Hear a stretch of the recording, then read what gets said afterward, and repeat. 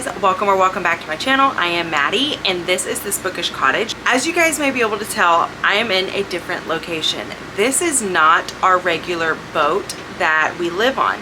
We actually decided that we were going to purchase a boat that was it's literally right across from ours because we got it at a steal. It needed so much work. This place was absolutely disgusting and there's still a lot of work that needs to be done.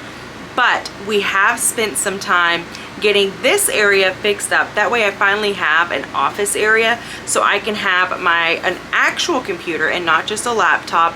I can actually have space to work and to do all the things that I need to do and not have to just try and force it to fit on our boat that we actually live on.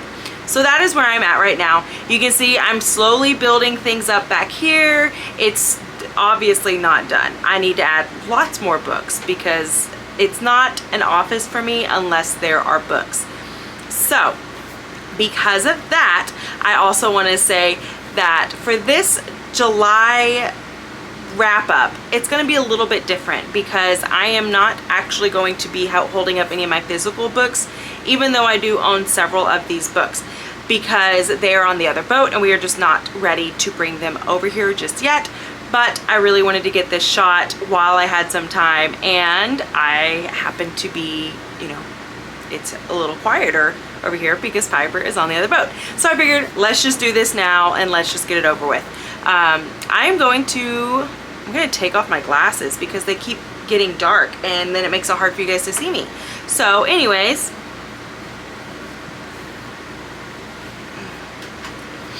I may not be able to see you, but you can see me now. So we're gonna go ahead and start with the very first book that I read, and that was Manslaughter Park. This was by Terza Price, and I actually only gave this book a 2.5 star, and that is because I absolutely loved the first two of this series. They were so well done, but I felt like this one, it felt like one of those where they just kind of took the names basically of the characters from Mansfield Park and then created an entirely new story from it. And I don't love that in books. That is definitely a personal preference. But it also is because Mansfield Park is oddly enough my favorite Jane Austen book, and most people hate it. And so those who hated it absolutely loved this version of it. But I just didn't. I really didn't. But it was okay. It was a good time. I'm happy that I read it. I'm happy that I continued this series, and I'm not sure if she's planning on continuing, and if she is, I'm still going to read the other ones. I just didn't love this one. It wasn't my favorite, but I know that Amy Marie from Books with Amy Marie, we did a buddy read with this, and she absolutely loved Manslaughter Park. So it could very well be a book that you would love, and it could very well be a book that you just didn't like, just like me. Then the next one I read is, I can't read. It's Garden of the Midnights. Garden of the Midnights was written by Hannah Linder. I tried really hard to try and read a couple of her books this month because I did have an interview with her, which I will have linked down below. She is just the sweetest person ever. I really loved Garden of the Midnights. There hasn't been a book of hers that I don't really love, and this one definitely still fit into that. I am obsessed with Hannah Linder and all of her writings. So this was one that I hadn't read before, and I enjoyed it. I also really enjoyed the audiobook version of this. They did a very, very good job bringing her story to life. So I enjoyed that one. I gave that one a 3.5 star. Next was another one that it's a third in the series and I didn't love it, and that is sadly, very, very sadly, that is Finale by Stephanie Garber. I loved Caraval so stinking much. I just raved about that book to anyone that would listen to me because it was so good and so unique and different, and I just really, really liked it. And then I read the second one and I was like, it's okay. It wasn't the first one. And I think that came down to the fact that I am not a fan of love triangles. So anytime that's going to be the main theme of a book, I am just absolutely over it from the first sentence. I just don't handle it well. I hate them. And then it continued on in Finale, so I just didn't like that. It felt very drug out. I don't know. I just did not like this. And I felt a little better when Cody, my husband, he read the entire series and he said the same thing. So it was like, okay, it's not just me, but I know that it could just be us. But we're just not fans.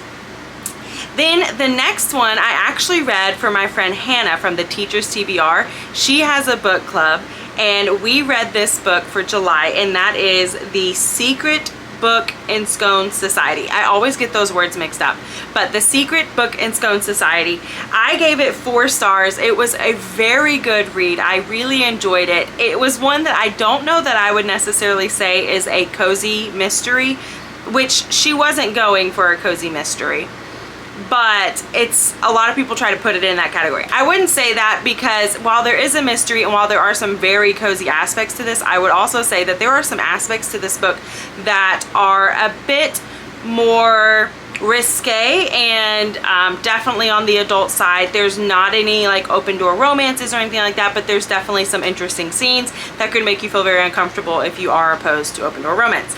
And then I mean, that was kind of it, but I really enjoyed this. I loved to see these friendships being formed between these women, and that they are starting to grow these deep bonds because of the fact that they have started opening up so much about their past, that, and every single one of them have a past that they are ashamed of, trying to run away from, trying to forget, whatever it might be. And so seeing these friendships being formed because they have an understanding of that was really, really cool. I enjoyed that book, and I cannot wait to read the next one. Then I read The Frugal Wizard's Handbook for Surviving Medieval England. This is another one whose title I often forget how to say, and that's by Brandon Sanderson. I had a wild ride with this one. It was a trip, and I did only give this one 4 stars, which is kind of weird because a lot of Brandon Sanderson tends to get 5 stars for me, but I think it's because I loved Tress of the Emerald Sea so much that anytime I read another Brandon Sanderson, I'm always going to compare them, even though they should not be compared. It's just a thing I do. It's not fair, but it is what happens. So I really liked this one. It was a little strange for me because just the only thing that really I didn't love was every one of his series tends to have like a word, like we say, oh shoot, or oh dang, you know, stuff like that. And like Skyward, they say scud, and I can't remember what they said in Alcatraz, but there was definitely something. And he did decide that in this book he was actually going to use a curse word, so it was just a little bit weird for me, and I know a lot of people don't care, and that is totally fine. You can absolutely not care. Absolutely read this book. Even if you are opposed, you can still read this book. I read the entire book and still had a great time with it. Still absolutely loved it. I was just a little bit shocked because he hadn't done that yet, at least in any of the books that I had read. I'm sure that it happens in another one of his books, but I just haven't read it personally yet.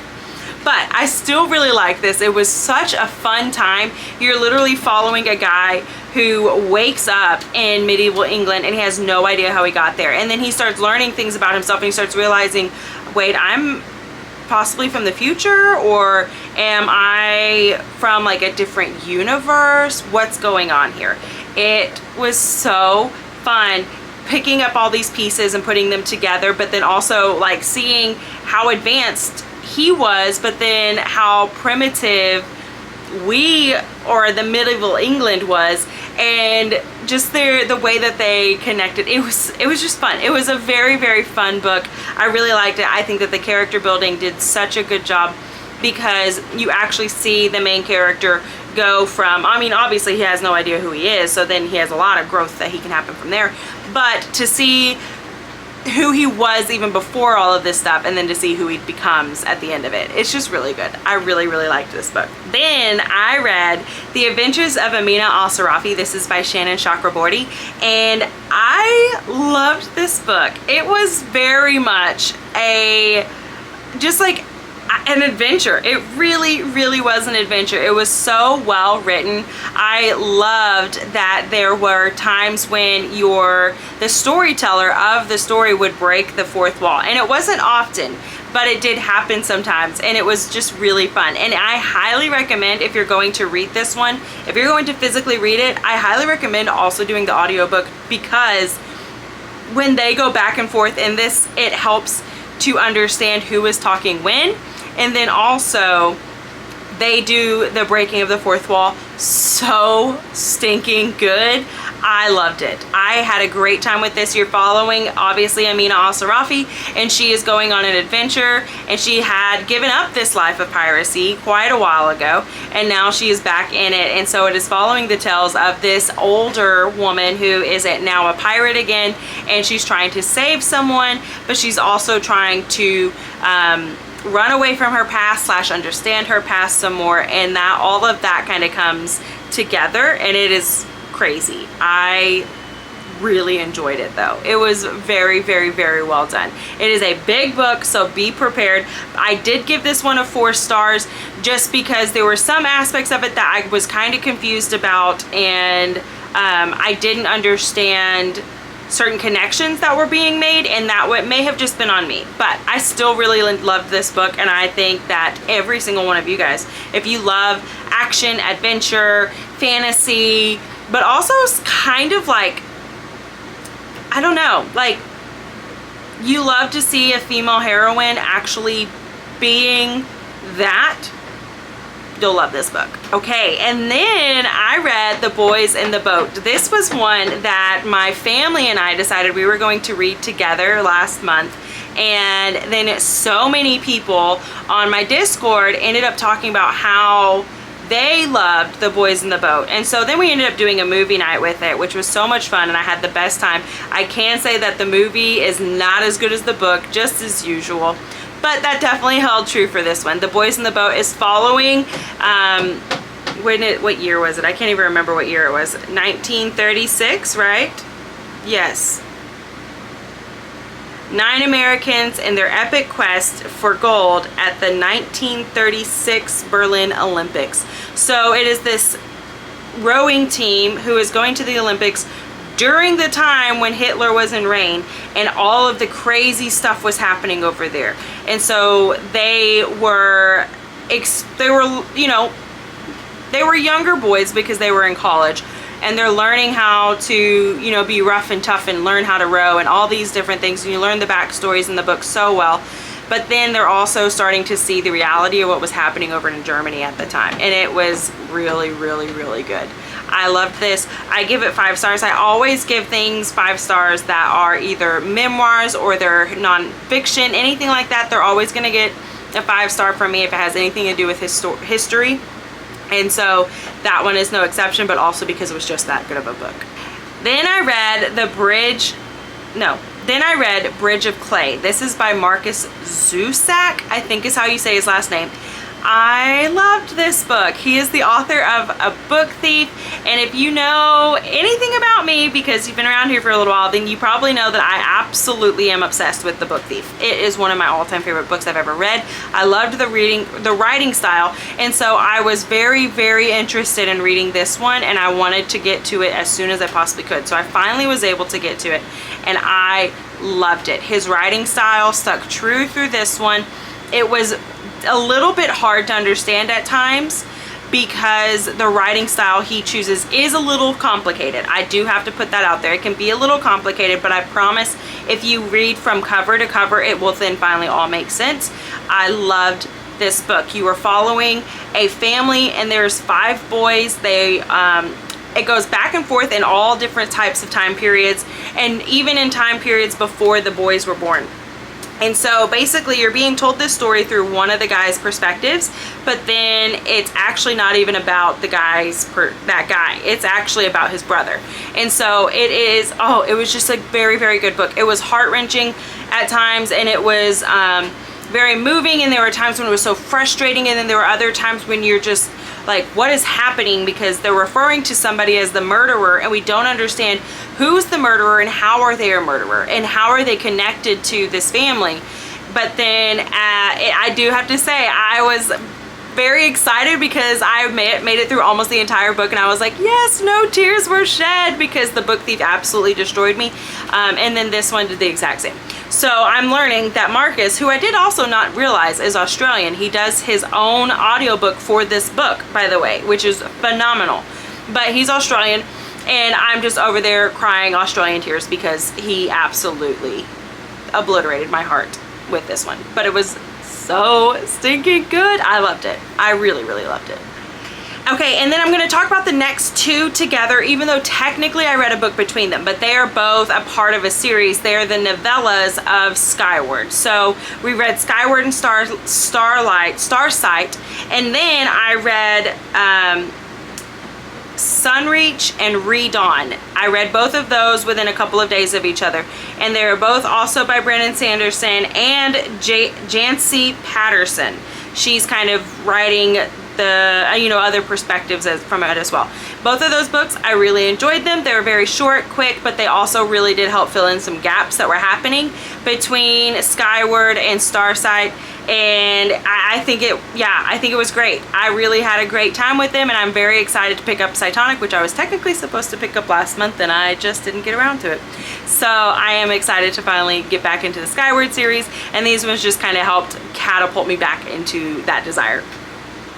Lastly, I read The Tale of Holly Howe. This is a Cottage Tales of Beatrix Potter.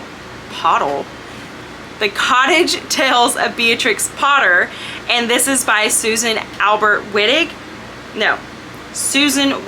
Albert, and I had such a good time with it. It is a cozy mystery for sure, and I love that in this series you're not only following Beatrix Potter, who is the author that you guys are probably thinking of, but it is following also the animals that were her inspiration for a lot of her books. And these animals actually can talk to each other, and we understand what they're saying, but the people in the book don't understand what they're saying.